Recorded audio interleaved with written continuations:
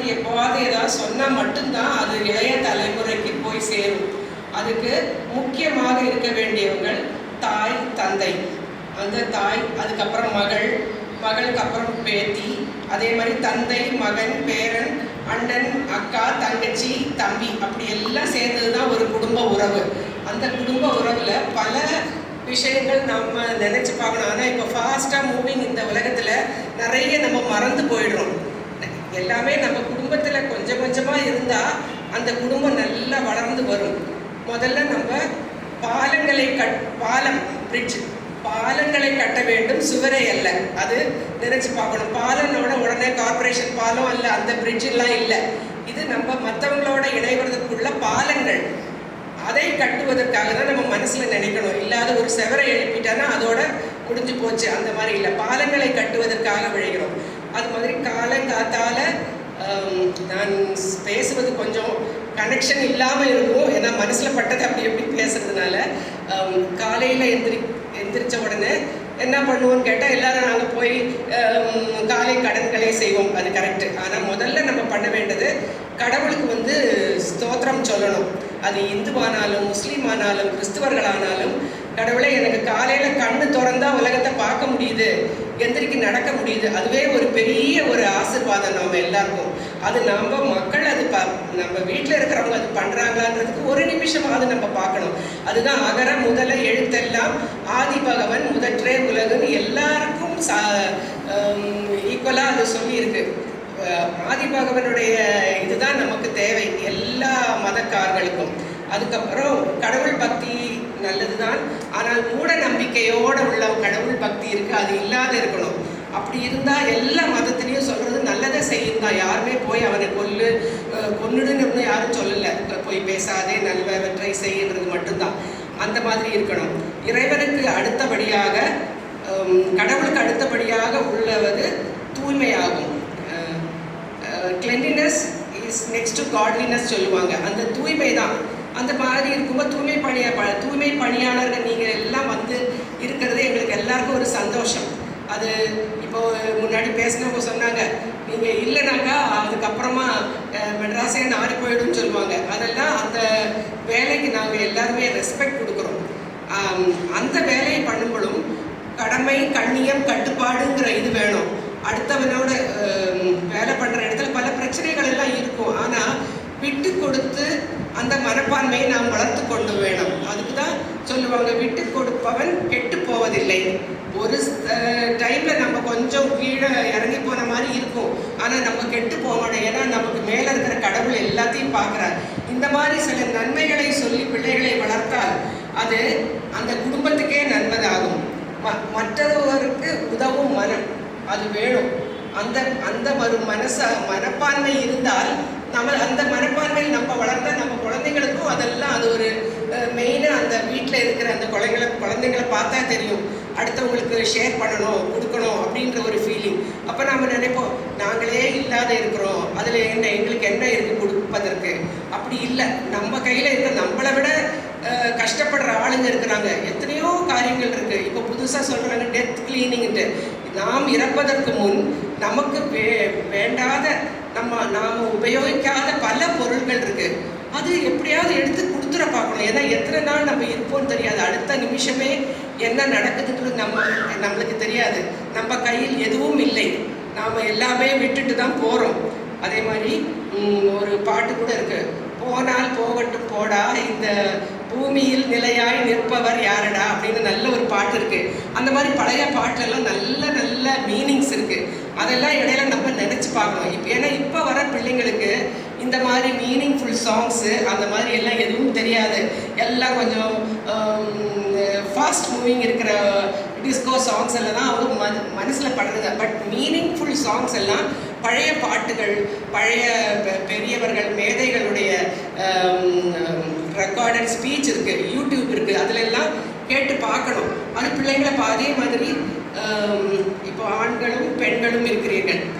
நிறைய பெண்களுடைய ஓரோ காரியங்கள் வீட்டில் நிறைய பிரச்சனைகள் இருக்குது. ஆண்களும் அப்பாங்களும் சேர்ந்து ஹெல்ப் பண்ணாதான் ஒரு குடும்பம் என்றது ஓடும். அது இல்லைனாக்கா பிரச்சனைகள் தான். இப்போ எல்லா வீடுகளிலும் உள்ளது. பெரியவர்களும் சிறியவர்களும் நாளும் வீட்டில் இருக்கிறது. ஏதாவது விதத்தில் மனைவிமார்களுக்கு ஹெல்ப் பண்ணணும்.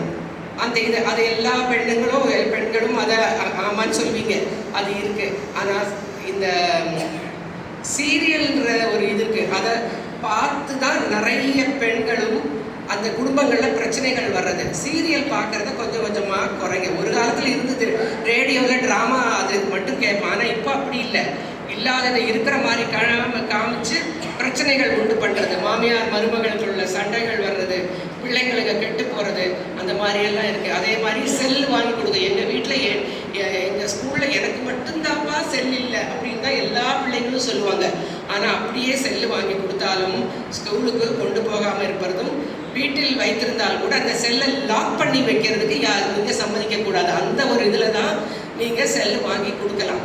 அது நம்மளுடைய சூப்பர்விஷனும் தேவை.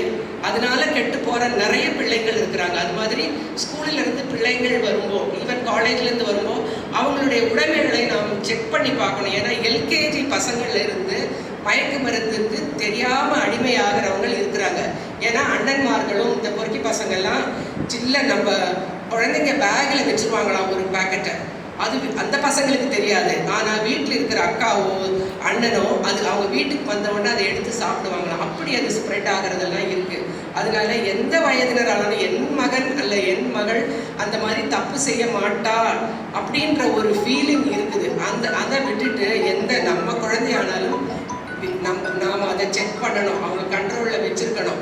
நம்ம குழந்தை தப்பு பண்ணாது அப்படின்ற ஒரு ஃபீலிங்கை நம்ம எல்லாருமே எடுத்துடணும். எந்த ஜாதியாக இருந்தாலும், எந்த மாதிரி கடவுள் பக்தி இருந்தவர்களாக இருந்தாலும் நம்மளுடைய இதுவும் இந்த நாட்டின் நன்மைக்காக கொஞ்சம் டவுட்டோடையே எல்லா இடத்தையும் நாம் பார்க்க வேண்டியது நல்லது. அது மாதிரி இப்போது பெண்களை பற்றி சொல்லியாச்சு. ஆனால் இப்போ ஆண்களிடம் சொல்ல கூறுவது என்னவென்றால், ஒரு குடும்பத்திலும் இந்த நல்லா சம்பாதிப்பாங்க, ஆனால் சேவிங்ஸ் இருக்காது. சாயந்தரம் போய் ஒரு பாட்டில் ஒரு இது அடித்தா மட்டும்தான் எங்களுக்கு வேலை செய்த களைப்பினால் நாங்கள் மது அருந்துகிறோம்னு வாதம் செய்வாங்க. ஆனால் அதே களைப்பு பெண்களும் வேலை செய்கிறார்கள். ஏன் அவங்களும் மது அருந்திட்டு ஏன் வீட்டுக்கு வரக்கூடாது? அப்போ அந்த குடும்பம் கெட்டு போகும். அந்த இது இல்லாமல் அதை நினைச்சு பார்க்கணும். அது ஒரு இதில் படித்தேன், கண்ணாடிக்குள் இருக்கும் மதுவை ரசித்து ருசிப்பவனை விட கண்ணாடியில் உன் முகத்தை, காலையில் கண்ணாடியில் உன் முகத்தை பார்க்கும் பொழுது உன் நினைவுக்கு வருகிற உன் சாயலில் இருக்கிற மகனையும் மகளையும் உனது மகனையும் நினைத்து பார்த்தால் அந்த மாதிரி அந்த மதுவுக்கு அடிமையாக மாட்டோம். அந்த மதுங்கிறத நீங்கள் நிறுத்திட்டீங்கன்னாக்கா அந்த குடும்பமே செழிக்கும். ஏன்னா பெண்களை மட்டும் குற்றம் சொல்லி கொண்டிருந்தால் போராது, ஆண்களும் அந்த மாதிரி உள்ள இதில் திரும்பினால் நமது குடும்பமும் நாடும் எல்லாமே நல்ல ஒரு திசைக்கு திரும்பும். அதை நினைத்து பார்க்க வேண்டும். அது மாதிரி கிளீனினஸ், காலையில் வாரத்தில் ஒருமையாக நகமெல்லாம் வெட்டணும். அதே மாதிரி பூச்சி மருந்து நீங்கள் 6 மாதத்துக்கு ஒருக்க கட்டாயம் நீங்கள் துப்புரவு தொழிலாளர்களால் வாங்கி சாப்பிடணும். இப்போ நிறைய பிரைமரி ஹெல்த் சென்டரில் கவர்மெண்ட்டில் நல்ல மருந்துகள் இருக்குது, அங்கே போய் நீங்கள் வாங்கி சாப்பிடணும். அதுதான் ஹெல்த் மெயின், உங்களுக்கும் நோய் வராமல் இருக்கும்.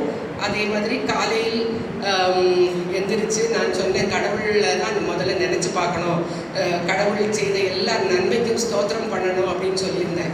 அதே மாதிரி நிறைய பேர் காலையில் எந்திரிக்கும்போ கடவுளே இன்னைக்கு என்னுடைய வேலை இடத்துல என்ன ஆகுமோ அந்த ஒரு நெகட்டிவ் தாட்ஸ், என்ன போகுமோ, நான் எப்படி இருப்பேன், அந்த மாதிரி நெகட்டிவ் தாட்ஸ் இருந்ததுனாக்கா அவங்களுக்கு முன்னேறம் அந்த நாள் எல்லாமே ஒரு பிரச்சனையாக இருக்கும். இப்போ நம்ம ஒரு வாத்தை நினச்சி பாருங்கள், அது எப்போ பார்த்தாலும் குவாக் குவாக் குவாக், இதுதான் அது பேசுறதும் சந்தோஷமும் எல்லாமே குவாக் குவாக் குவாக் அப்படின்ட்டு தான் ஒரு வாத்து இருக்கும். ஆனால் நம்ம காலையில் எந்திரிக்கும் போது நம்ம பருந்தை நினச்சி பார்க்கணும், இல்லை கழுகை நினச்சி பாருங்கள், அது எப்போவுமே உயர்ந்து உயர்ந்து உயர்ந்து தான் போகும். அப்போ காலையில் எந்திரிக்கும் எனக்கு நான் ஒரு வார்த்தை போல் சும்மா எல்லாம் எப்போ பார்த்தாலும் கம்ப்ளைண்ட் பண்ணி குவாக் குவாக் குவாக் இல்லாமல் கழுக மாதிரி சந்தோஷமாக மேலே மேலே நான் பறந்து உயர்வேன் இன்றைக்கு அப்படின்ற ஒரு திங்கிங் எடுங்க. எல்லாமே பாசிட்டிவாக நடக்கும். பின்ன நம்ம மனசிலும் கடமை, கண்ணியம், கட்டுப்பாடு என்று நீதி, நியாயம், நேர்மையோடு இருந்தால் நமது அனைவரது வாழ்வும் செழித்திடும். உடல் தூய்மை மட்டுமல்ல, உள்ளத்தில் தூய்மை, மனசில் நம்ம தைரியமாக நல்லதையே நினைக்கணும். அந்த மாதிரி உள்ளதை நம்ம காமிச்சு கொடுக்கணும் நம்ம பிள்ளைங்களுக்கும். அப்போ மட்டும்தான் நம்ம முன்னுக்கு வர முடியும். அது மாதிரி நீதிக்கு போராடணும், மற்றவருக்கு உதவும் மனம், நீதிக்கு போராடணும். இந்த நல்ல நல்ல செய்கைகள் தான் நாம் நமது மக்களுக்கு விட்டு வைத்து அல்ல கொடுத்து விட்டு போகும் ஒரு பெரிய ஒரு பரிசாகும். மற்ற பணமோ காசோ இல்லை, அந்த நேர்மை, கண்ணியம், கட்டுப்பாடு. ஓரளவுக்கு நான் ஜென்ரலாக பேசியிருக்கிறேன். இது உங்களுக்கு பிடித்திருக்கும் என்று நினைக்கிறேன். நன்றி, நமஸ்காரம். Thank you very much. அடுത്തൊരു പാട്ട് കേൾക്കാം. Mrs Susan T Thomas.